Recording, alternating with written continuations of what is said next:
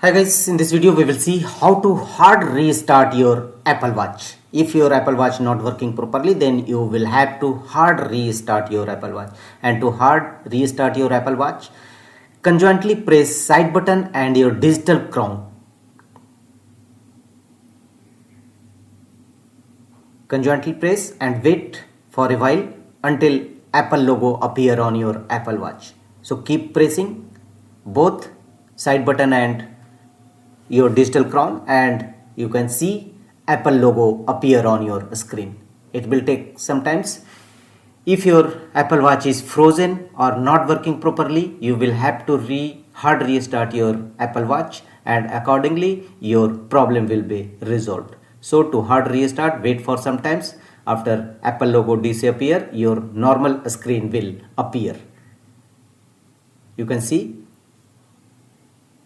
you have successfully hard restart your Apple Watch Series 10.